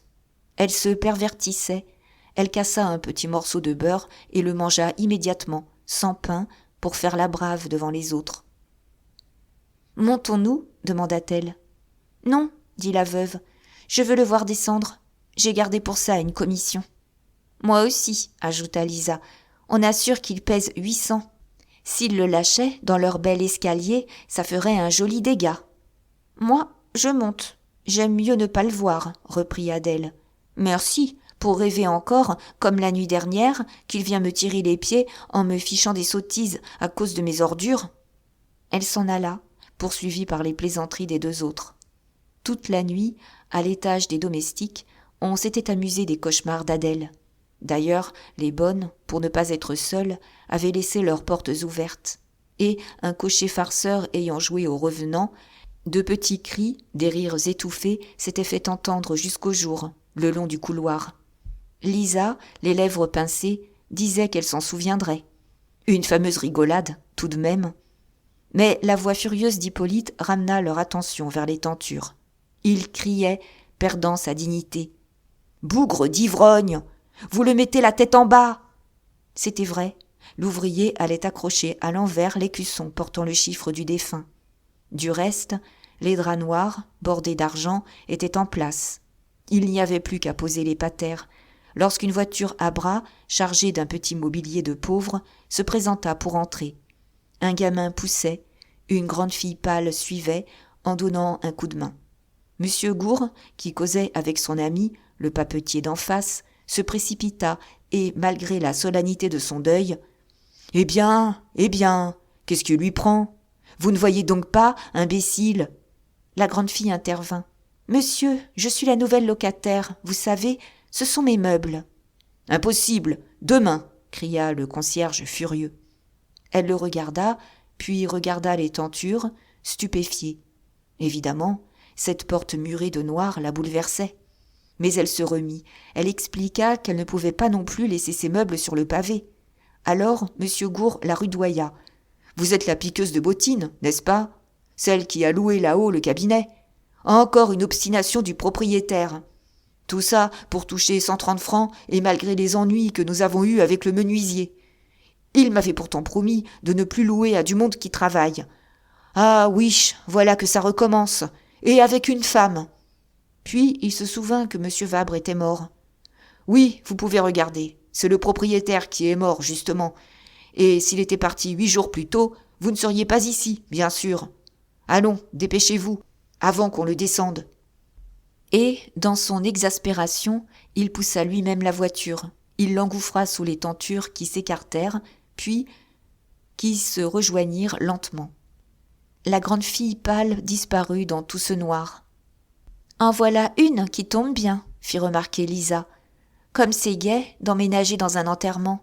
Moi, à sa place, je vous aurais ramassé le pipelet. » Mais elle se tut lorsqu'elle vit reparaître M. Gourd, qui était la terreur des bonnes. La mauvaise humeur de celui-ci venait de ce que la maison allait, disaient des personnes, échoir en partage à M. Théophile et à sa dame. Lui aurait donné 100 francs de sa poche pour avoir comme propriétaire M. Duveyrier, un magistrat au moins. C'était ce qu'il expliquait au papetier.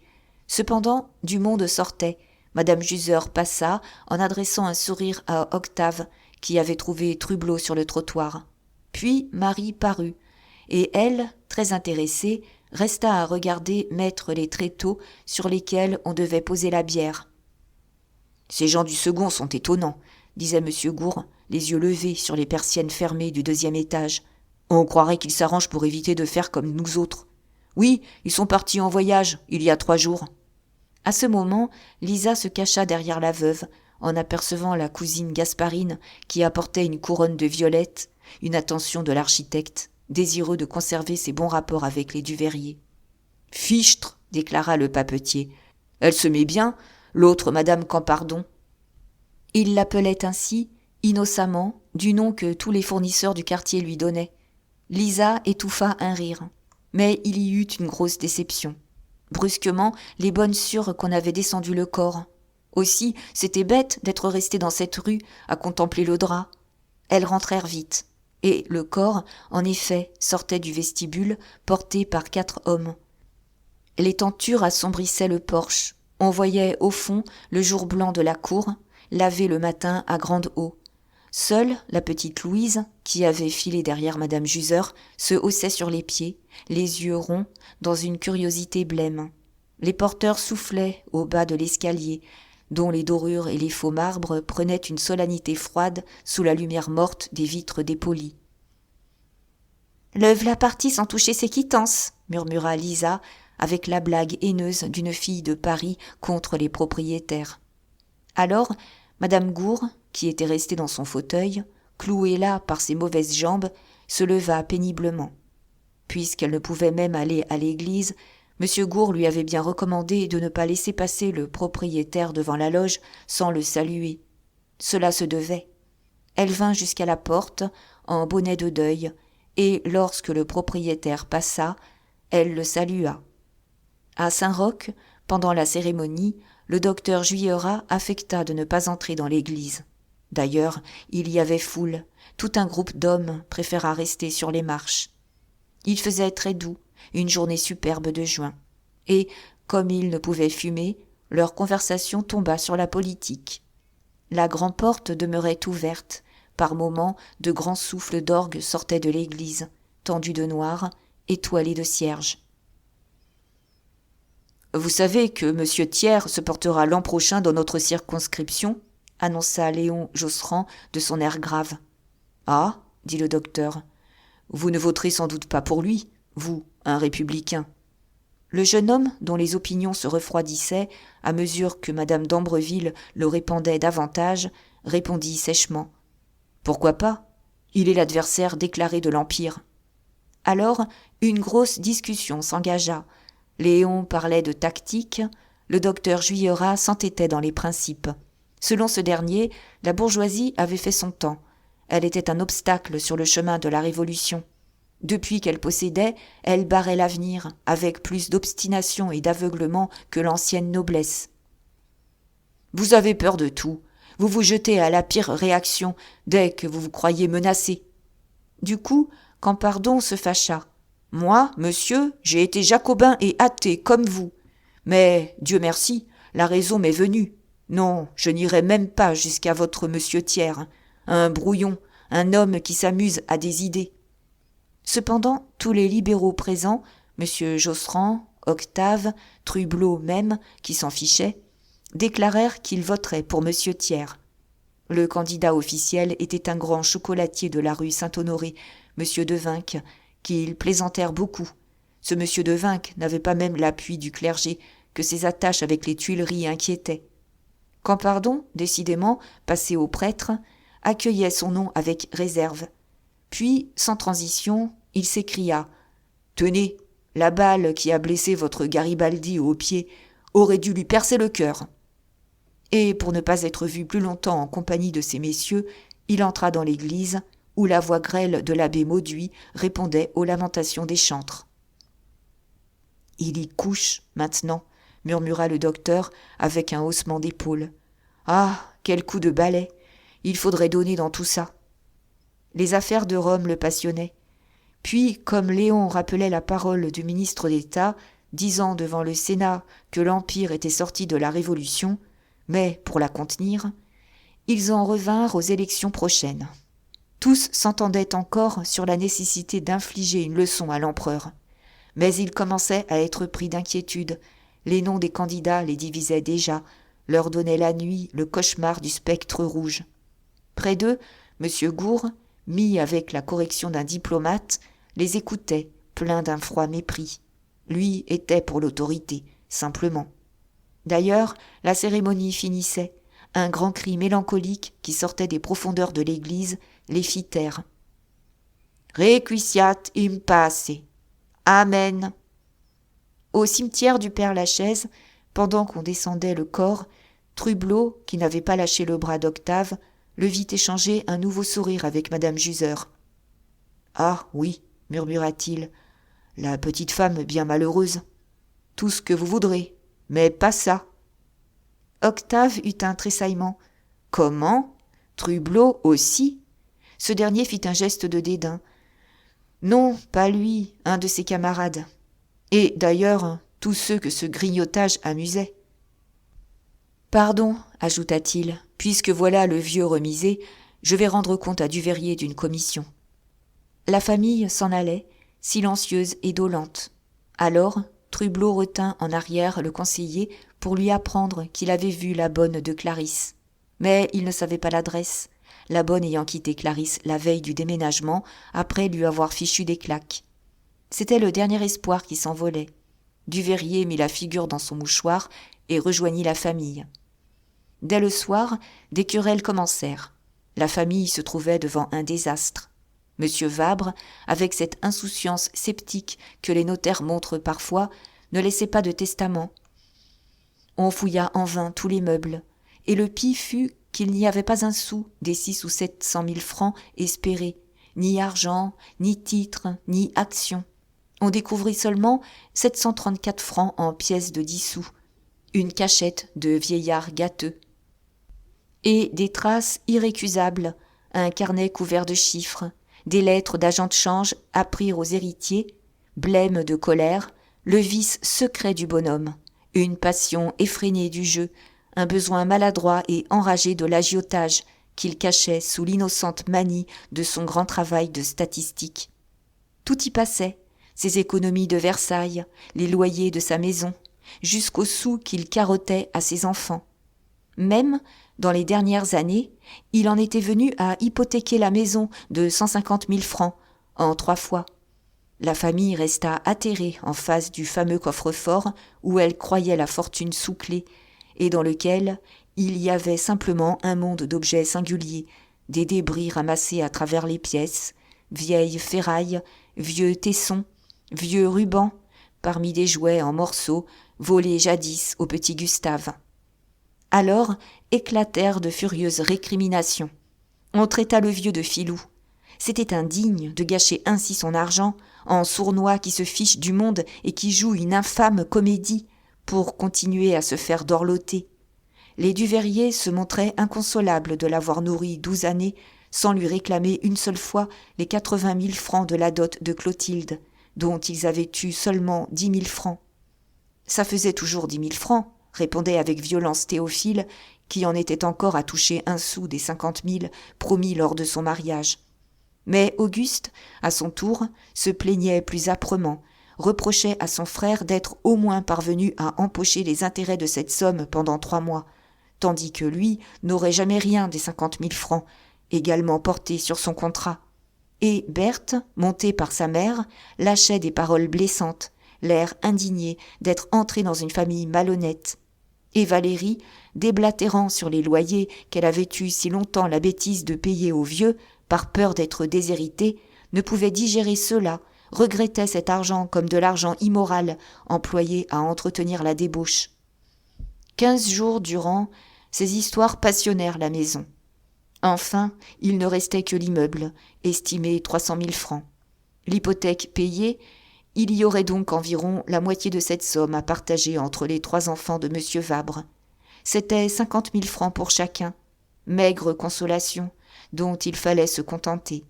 Théophile et Auguste disposaient déjà de leur part. Il fut convenu qu'on vendrait. Duveyrier se chargea de tout au nom de sa femme.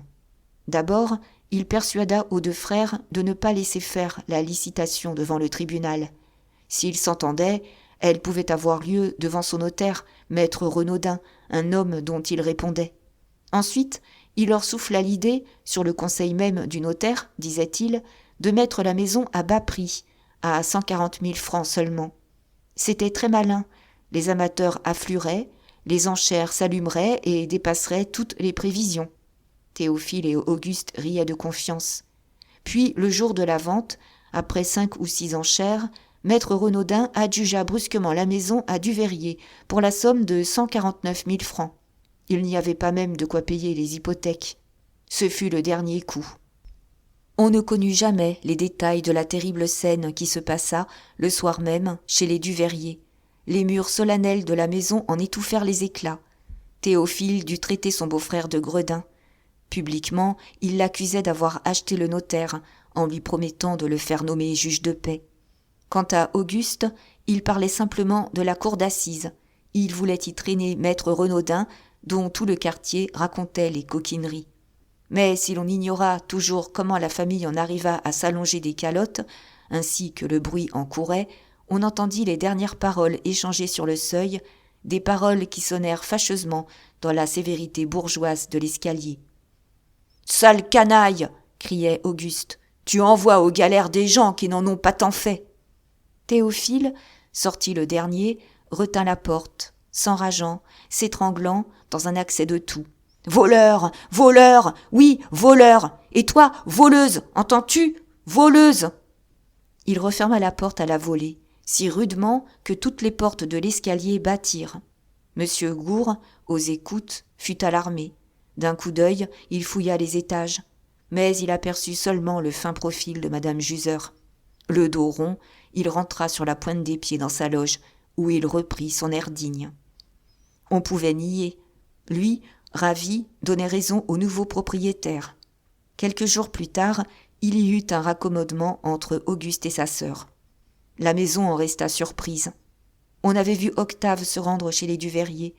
Le conseiller, inquiet, s'était décidé à abandonner le loyer du magasin pendant 5 ans, pour fermer au moins la bouche d'un des héritiers. Lorsque Théophile apprit cela, il descendit avec sa femme faire une nouvelle scène chez son frère. Voilà qu'il se vendait à cette heure, qu'il passait du côté des brigands. Mais madame Josserand se trouvait dans le magasin. Il reçut vite son paquet. Elle conseilla tout net à Valérie de ne pas plus se vendre que sa fille ne se vendait. Et Valérie dut battre en retraite, criant « Alors, nous serions les seuls à tirer la langue ? Du diable si je paye mon terme ! J'ai un bail. Ce galérien, peut-être, n'osera pas nous renvoyer. Et toi, ma petite Berthe, nous verrons un jour ce qu'il faudra y mettre pour t'avoir. » Les portes claquèrent de nouveau. C'était, entre les deux ménages, une haine à mort. Octave, qui avait rendu des services, restait présent, entrait dans l'intimité de la famille. Berthe s'était presque évanouie entre ses bras, pendant qu'Auguste s'assurait que les clients n'avaient pu entendre. Madame Josserand elle-même donnait sa confiance au jeune homme. D'ailleurs, elle demeurait sévère pour les Duveyrier. « Le loyer, c'est quelque chose, dit-elle, mais je veux les 50 000 francs. »« Sans doute, si tu verses les tiens, hasarda Berthe. La mère ne parut pas comprendre. « Je les veux, entends-tu ? Non, non, il doit trop rire dans la terre, ce vieux scélérat de père Vabre. Je ne le laisserai pas se vanter de m'avoir roulé. Faut-il qu'il y ait du monde canaille ? Promettre un argent qu'on n'a pas. Oh, on te les donnera, ma fille, ou j'irai le déterrer plutôt pour lui cracher à la figure. »